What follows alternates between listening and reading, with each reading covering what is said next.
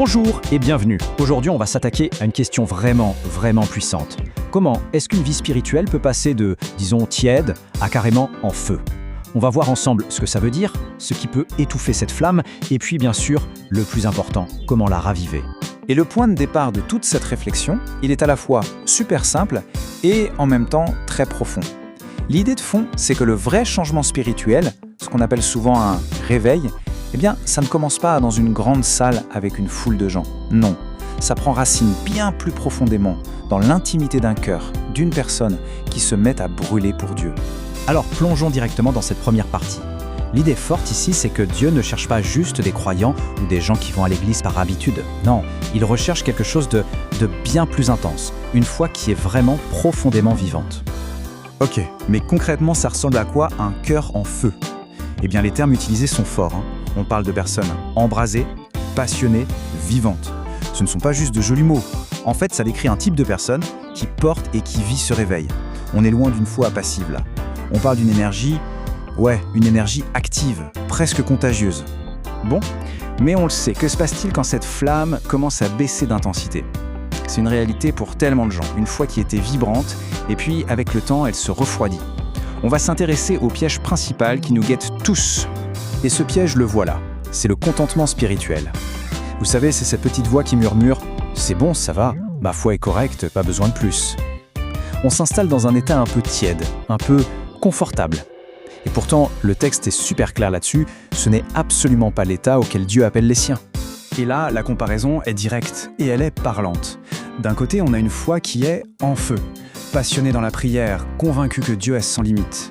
Et de l'autre, une foi tiède, contente d'elle-même, qui mène finalement à une vie limitée, tout ça parce que quelque chose s'est refroidi à l'intérieur. La différence, elle est énorme, non? Ce verset, il vient vraiment appuyer cette idée de potentiel. La puissance de Dieu est infinie, capable de faire infiniment au-delà de tout ce qu'on peut demander ou même imaginer. Mais le truc, c'est qu'une foi limitée, une foi tiède, ça nous bloque, ça nous empêche de vivre cette immensité. C'est un peu comme avoir un moteur de Formule 1 sous le capot, mais ne jamais dépasser les 30 km/h. Quel gâchis! Alors, la question c'est, qu'est-ce qui vole ce feu? Qu'est-ce qui éteint la flamme? Et là, c'est intéressant parce que le texte suggère que ce ne sont pas tant les doutes intellectuels. Non, la cause principale, ce sont les blessures profondes du passé, celles qui, petit à petit, engourdissent notre cœur. 22 ans. Ce chiffre, il est brutal quand on y pense. 22 ans, c'est énorme. C'est plus de 2 décennies. C'est la durée exacte de la souffrance d'un homme, Jacob. Et son histoire est un exemple parfait de l'impact dévastateur que peut avoir une douleur qui dure. Imaginez un peu. Pendant 22 ans, Jacob a cru que son fils, Joseph, était mort. Cette douleur-là, elle l'a complètement paralysé. Le texte dit que son cœur est devenu froid et engourdi. Il continuait de vivre, bien sûr, mais à l'intérieur, la flamme s'était complètement éteinte. Et l'histoire de Jacob, malheureusement, ce n'est pas un cas isolé. Le texte liste d'autres voleurs de feu, des choses qu'on connaît tous. Un deuil, un divorce, de l'addiction, des abus, le simple poids du passé, ou même le jugement des autres.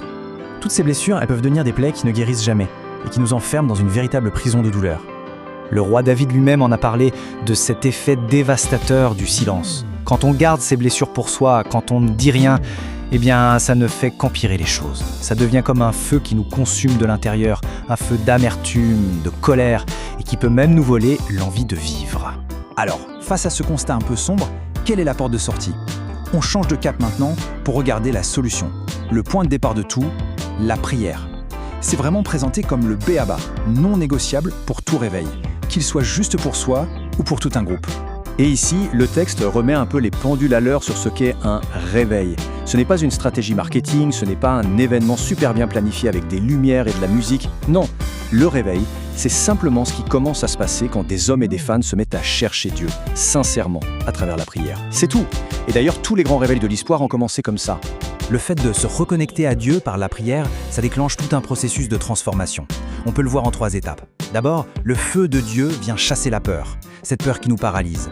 Ensuite, une fois que la peur est partie, elle laisse place à l'audace. Et enfin, cette audace, elle nous pousse à oser, à sortir de notre petite zone de confort spirituel pour vraiment passer à l'action. Et pour boucler la boucle, on revient à notre histoire du début, celle de Jacob. On va voir comment sa blessure si profonde va non seulement guérir, mais carrément se transformer en quelque chose de puissant. On retrouve donc Jacob à son point le plus bas. Ses fils arrivent et lui annoncent l'incroyable nouvelle. Joseph est vivant, mais après 22 ans de deuil, son cœur est comme gelé. Il est tellement engourdi par la douleur qu'il est incapable d'accepter cette bonne nouvelle. Il ne les croit tout simplement pas. Mais là, quelque chose se passe. Il voit l'épreuve, il voit les chariots que Joseph a envoyés. Et à ce moment-là, le texte nous dit que l'esprit de Jacob, leur père, se ranima. C'est le moment de bascule, c'est incroyable. Après des décennies de sommeil spirituel, d'un coup, la vie, l'espoir, la foi, tout se réveille en lui. Et sa première réaction, une fois l'esprit ranimé, c'est un mot. Une décision simple, mais tellement puissante. J'irai. C'est fini, la paralysie. Il se remet en mouvement. Sa foi n'est plus passive, elle redevient active. Il recommence à croire. Et cette histoire, l'histoire personnelle de Jacob, elle fait écho à quelque chose de beaucoup plus grand, la mission même de Jésus. Il est venu précisément pour ça, pour guérir les cœurs brisés, comme celui de Jacob, et pour proclamer la délivrance à ceux qui sont captifs de leur passé. Et c'est peut-être ça, la promesse la plus forte de tout ce message. Une blessure, une fois qu'elle est guérie par Dieu, elle peut se transformer en témoignage. La cicatrice, elle reste peut-être là, oui, comme un rappel du chemin parcouru, mais elle ne fait plus mal. Elle devient une histoire de force, de restauration. Donc, pour résumer, peu importe ce qui a éteint la flamme, que ce soit une blessure, une déception, un péché, ou juste le poids du passé, le message de fond, c'est vraiment un message d'espoir. La bonne nouvelle, c'est que Dieu est, si on peut dire, un spécialiste pour rallumer les cœurs. Il a le pouvoir de guérir, d'enlever la honte et de briser les murs de cette prison du passé qui peuvent nous retenir. Et on termine donc sur la question posée par le texte lui-même. C'est une question simple, pas du tout intellectuelle, mais qui s'adresse directement au cœur de chacun. Finalement, la seule question qui reste, c'est « Veut-on vraiment retrouver ce feu ?»